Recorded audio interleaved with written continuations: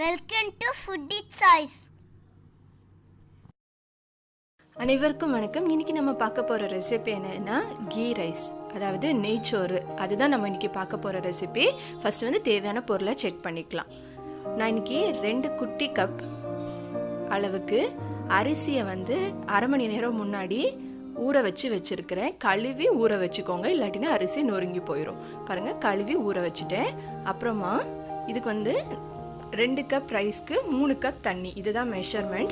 1.5 cup தேங்காய் பாலும் 1.5 cup தண்ணியும் எடுத்துருக்கிறேன். அதாவது 1.5 கப் தேங்காய் பாலும் 1.5 கப் தண்ணி, அப்போ 3 கப் ஆயிடுச்சுல. இதுதான் மெஷர்மெண்ட், ஓகேவா? இப்போ வந்து மற்ற இன்க்ரீடியன்ஸ் எல்லாம் நம்ம வந்து செக் பண்ணிடலாம்.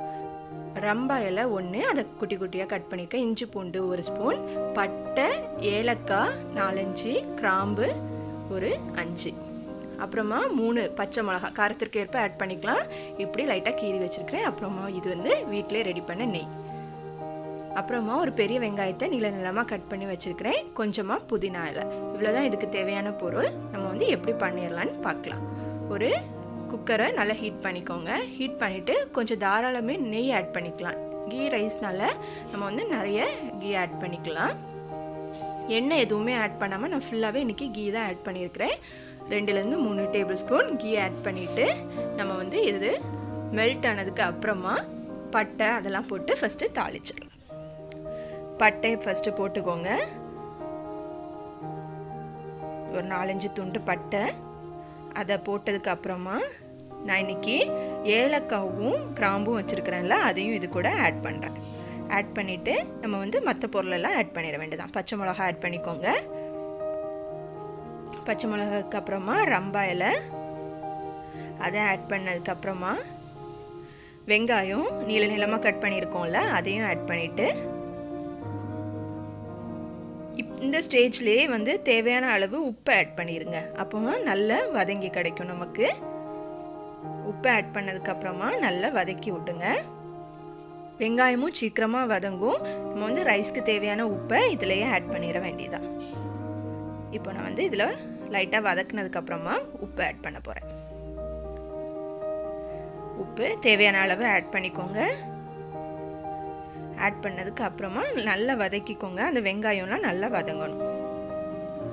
வெங்காயம் லைட்டாக வதங்கினதுக்கப்புறமா வந்து நம்ம இதில் இஞ்சி பூண்டு ஆட் பண்ணணும். இஞ்சி பூண்டு 1 ஸ்பூன் வச்சுருக்கிறேன், அதை வந்து ஆட் பண்ணுறேன். ஆட் பண்ணிவிட்டு நல்ல ஒரு மிக்ஸ் கொடுங்க. அந்த இஞ்சி பூண்டோட பச்சை வாசனைலாம் நல்லா போகணும். வெங்காயமும் அந்த டைமில் நல்லா வந்து வதங்கி வரணும். நல்லா வதக்குனதுக்கு அப்புறமா வந்து நம்ம இன்றைக்கி ஊற வச்சுருக்குறோம்ல ரைஸு, அதை ஆட் பண்ணி வதக்கணும்.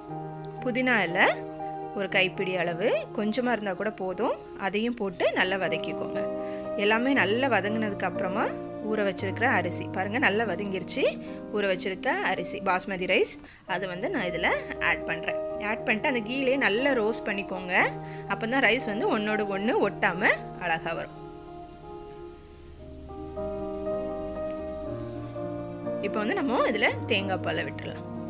1.5 கப் தேங்காய் பால், 1.5 கப் தண்ணி, இதுதான் மெஷர்மெண்ட். நான் வந்து 2 டம்ளர் அரிசி போட்டிருக்கேன். ஒரு குட்டி டம்ளருக்கு 2 டம்ளர் அரிசி போட்டிருக்கேன். 1 கப் ரைஸ்க்கு 1.5 கப் தண்ணி, அதுதான் வைக்கணும்.